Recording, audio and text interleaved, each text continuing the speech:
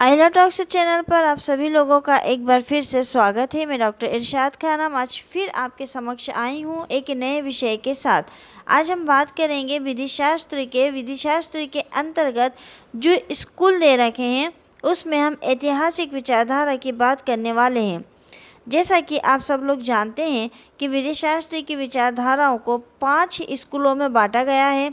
पहला विश्लेषणात्मक विचारधारा, दूसरा ऐतिहासिक विचारधारा, तीसरा प्राकृतिक विचारधारा, चौथा सामाजिक विचारधारा, पांचवा अमेरिकन यथार्थवादी विचारधारा। विधि शास्त्र की विचारधारा का ये हमारा दूसरा वीडियो है। इसके पहले हम एक वीडियो अपलोड कर चुके हैं जिसमें हमने विश्लेषणात्मक विचारधारा के बारे में बताया था। आज हम बात करेंगे ऐतिहासिक विचारधारा की। इस विचारधारा को समझने से पहले अगर अभी तक आपने हमारे चैनल आइला टॉक्स को सब्सक्राइब नहीं किया है तो आप हमारे चैनल को सब्सक्राइब करके लेटेस्ट अपडेट के लिए बेल आइकन को क्लिक कर दें। चलिए हम बात करते हैं ऐतिहासिक विचारधारा की। ऐतिहासिक विचारधारा को समझने के लिए हमें इसके मूल को पहले समझना पड़ेगा। और मूल क्या है इसका? रोम से ही विधि शास्त्र के अध्ययन की शुरुआत हुई है।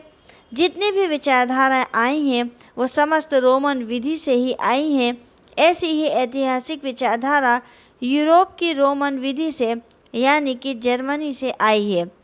वैसे तो जर्मनी में 15वीं और 16वीं सदी में रोमन विधि को लागू किया गया था, लेकिन उसके काफ़ी समय बाद यानी कि 18वीं सदी के गुजरने और 19वीं सदी की शुरुआत में वहाँ की विधि में काफ़ी परिवर्तन हुए और उनमें व्यक्तिवाद और प्रत्यक्षवाद को शामिल किया गया। ये वहाँ प्रतिशोध की तरह उठा, जिसके बाद कई सारी संहिता बनी जो अपने आप में कुछ समय के बाद समस्याएं पैदा करने लगी। और इस समस्या के समाधान के लिए वहाँ के जो फिलोसोफर थे, विधिशास्त्री थे, उन्होंने एक नई संहिता बनाने का सोचा जो प्रकृति में सार्वभौमिक हो। इस सोच को राष्ट्रीय एकीकरण आंदोलन कहा गया। अब ऐतिहासिक विचारधारा में जो प्रमुख विधि शास्त्री हैं, फिलोसोफर रहे हैं, वो कौन हैं उनके बारे में हम देख लेते हैं। फ्रेडरिक कार्ल वॉन सेविग्नी ये मुख्य प्रवर्तक हैं और इनका सिद्धांत था लोक चेतना का सिद्धांत। इनकी लिखी हुई प्रमुख जो पुस्तकें हैं वो थी कब्जे का कानून जो 1830 में लिखी गई थी, मतलब लॉ ऑफ पोजीशन, मध्य युग में रोमन कानून का इतिहास, history of Roman law in the middle age, ये 1815 से 1830 के समय की थी। और तीसरी थी आधुनिक रोमन कानून की प्रणाली, system of modern Roman law, ये 1840 से 1849 के समय के बाद की है। कई विधिशास्त्रियों ने सेविग्नी को 19वीं शताब्दी का सबसे बड़ा विधिशास्त्री माना है, जिसमें विधिशास्त्री रुडोल्फ इरिंग का कहना है कि सेविग्नी की लॉ ऑफ पोजीशन बुक के पब्लिश होने के यानी कि प्रकाशित होने के बाद से ही, या कहें कि उसके साथ ही विधिशास्त्र का जन्म हुआ। यानी सेविग्नी के जो सबसे अच्छा विधिशास्त्री मानते थे रुडोल्फ इरिंग, उनका ऐसा कहना था कि सेविग्नी की जो बुक थी लॉ ऑफ पोजीशन, उस बुक का जब प्रकाशन हुआ उसी समय विधिशास्त्र का जन्म हुआ। इन्होंने प्रथा और रूढ़ि को आधार मानते हुए विधि के ऐतिहासिक विकास का समर्थन किया और संहिता का कड़ा विरोध करते हुए लोक चेतना का सिद्धांत को अपनाया। अब हम बात करते हैं सन हेनरी जेम्स समरमैन की। 1863 से 1859 तक का इनका सफ़र था। भारत के केंद्रीय विधायी काउंसिल के ये सदस्य भी रह चुके हैं। इन्होंने ऐतिहासिक तुलनात्मक अध्ययन पर जोर दिया था। हेनरी मैन की अगर महत्वपूर्ण पुस्तकों की बात करें तो पहली थी उनके प्राचीन कानून, दूसरी थी ग्राम समुदाय, तीसरी थी संसदाओं का प्रारंभिक इतिहास, चौथी थी प्रारंभिक कानून और प्रथा का निबंध। इन्होंने विधिक कल्पना का कॉन्सेप्ट दिया था। मैन के अनुसार जो भी प्रगतिशील सोसाइटी होती थी, वह सोसाइटी भविष्य में होने वाले परिवर्तनों को देखकर सकारात्मक विधियां बनाना शुरू कर देती थी, जिससे भविष्य में जो भी परिवर्तन होने वाले होते थे उसके लिए पहले से ही विधियां बना लेते थे। इसी के साथ उन्होंने स्टेटस टू कॉन्ट्रैक्ट की विचारधारा को भी जन्म दिया था।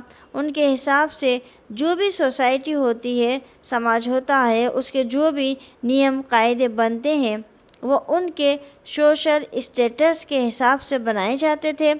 अगर कोई निचले स्तर का था तो उसके हिसाब से नियम बनते थे, अगर कोई उच्च स्तर का था तो उसके हिसाब से नियम बनते थे। अब अगला विधि शास्त्री है मॉन्टेस्क्यू। वैसे तो ऐतिहासिक विचारधारा के मुख्य विधि शास्त्री जो हैं वो सेविंग मैन हैं, लेकिन उनसे भी पहले जिस विधि शास्त्री ने ऐतिहासिक मेथड को डिस्कस किया था वो मॉन्टेस्क्यू थे। मैन ने ये कहा भी है कि विधि शास्त्री के ऐतिहासिक मेथड को आगे बढ़ाने का जो कार्य है वो मॉन्टेस्क्यू को जाता है, लेकिन इसकी उन्होंने अपनी कोई अलग विचारधारा नहीं बनाई थी। मॉन्टेस्क्यू ने ये कहा था कि विविध तथ्यों में राष्ट्रीय लोक चेतना भी एक ऐसा तथ्य है जिस पर विधि का स्वरूप निर्भर करता है। मॉन्टेस्क्यू ने अपनी स्पिरिट ऑफ लॉ बुक में ये कहा था कि विधि को समाज में होने वाले परिवर्तनों का ध्यान रखना चाहिए। अगले विधि शास्त्री हैं पुश्ता। उनके हिसाब से न केवल सोसाइटी विधि बना सकती है और ना ही राज्य विधि बना सकती है। एक सोसाइटी में बहुत सारे लोग होते हैं, कभी कभी सोसाइटी की अपनी जनरल विल होती है, मतलब उनके अपने सामान्य नियम होते हैं, कानून होते हैं, और कभी कभी सोसाइटी के जो होते हैं वो व्यक्तिगत किसी व्यक्ति का शोषण होता है या शोषण इंटरेस्ट होता है। इन हालातों में जो जनरल नियम और सेल्फ इंटरेस्ट जो होते हैं वो एक दूसरे के सामने टकराते हैं, यानी कि सामान्य नियम और व्यक्तिगत हित जो होता है वो एक दूसरे से टकराने लगते हैं। विधि किसी समुदाय के रहने वाले लोगों की सामान्य इच्छा की अभिव्यक्ति है। इस बात का समर्थन है कि विधि निर्माण में जनभावनाओं को समाहित करना उतना ही आवश्यक है जितना विधि का पड़ने वाला प्रभाव। इसके प्रमुख एक विधि शास्त्री और थे जो थे गुस्टेव हुगो। अब अगर हम ऐतिहासिक जो विधि है उसकी विचारधाराओं की विशेषताओं की बात करें तो हम ये कह सकते हैं कि जितने भी ऐतिहासिक विचारधारा के भीतर आने वाले उसके विशिष्ट विधि शास्त्री हैं और उनके विचारों में अंतर भी है, फिर भी एक तथ्य समान है कि विधि शास्त्र लोक भाषा एवं आचार्य की भांति अपना स्वरूप ग्रहण करती है और परिस्थिति के अनुकूल विकसित होती है। ये मनुष्य की स्वतंत्र इच्छा से उत्पन्न नहीं होती है, वरन ये सामूहिक इच्छा की अभिव्यक्ति है। ऐतिहासिक विचारधारा में आने वाली विचारधाराओं का मार्ग प्रशस्त किया गया है। तो आज मित्रों हमने ऐतिहासिक विचारधारा को पढ़ा है, ऐतिहासिक विचारधारा के जो मूल विधिशास्त्री हैं उनको पढ़ा है। वो शॉर्ट में ये वीडियो बना रही हूँ ताकि कंपटीशन के एग्ज़ाम के लिए जो तैयारी कर रहे हैं उन लोगों के लिए सिर्फ महत्वपूर्ण बिंदु ही उनके काम आ सके। एलएलबी के स्टूडेंट्स चूँकि उनको एक लंबा चौड़ा आंसर लिखना होता है तो उनके लिए भी ये शॉर्ट नोट्स की तरह ही है कि वो इसमें अपने बुक का मैटर या अपने खुद के नोट्स को शामिल करके और अपने नोट्स बना सकते हैं। मित्रों, आज का ऐतिहासिक विचारधारा का वीडियो आपको कैसा लगा? अगर वीडियो आपको पसंद आया हो तो आप कमेंट्स करके बताइएगा। मिलेंगे अगले वीडियो में एक नए विषय के साथ, तब तक के लिए शुक्रिया, धन्यवाद।